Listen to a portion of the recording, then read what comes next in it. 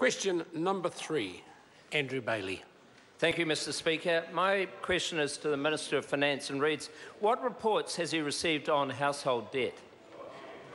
The Honourable Bill English.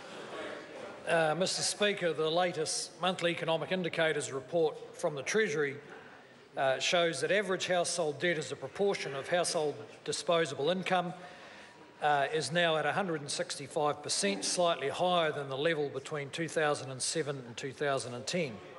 However, Treasury notes that, somewhat surprisingly, household bank deposits have been growing around the same rate or slightly higher than the accumulation of debt. This is in contrast to the experience prior to 2009 when debt accumulation increased faster than household savings growth.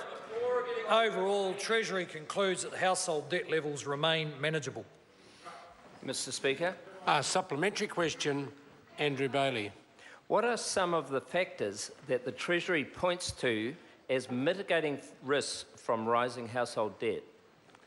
The Honourable Bill English. Well, Mr Speaker, I think it's pretty much common sense that households who are borrowing very large amounts of money against uncertain incomes and assuming that interest rates will stay where they are taking a risk. Treasury set out 4 reasons for why, for many householders, the debt would be less of a concern. That is, currently low interest rates mean that debt servicing rates, that is the proportion of household income spent on interest, are well below the peak reached in 2008. So in 2008, households spent 14% of their incomes paying interest. Today, they spend just under 9%. They also point out household net wealth has been increasing and debt-to-asset ratios have fallen to their lowest level since 1998. Okay. Supplementary question, Andrew Bailey. How does New Zealand's household debt compare to household debt in other OECD countries? The Honourable Bill English. Well, Mr Speaker, it depends a bit on which measure you use. Under a definition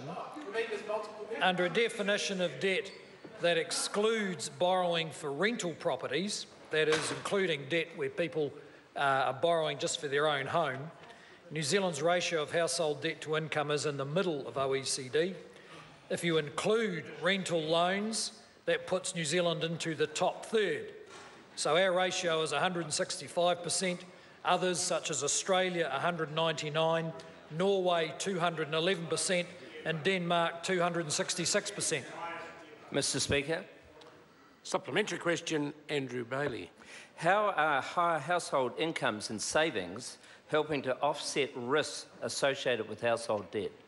The Honourable Bill English. Well, Mr Speaker, probably an unusual feature of this cycle of increase in debt has been a marked change in household savings behaviour since the global financial crisis. Between 2010 and 2014, household saving was positive, following negative savings rates over the previous decade. Savings turned slightly negative in 2015, reflecting a fall in farm incomes, but it's possible that savings will again become positive as farm incomes rise. And as I pointed out earlier, one indication of the change in household behaviour is that bank deposits have been rising just as fast as household debt.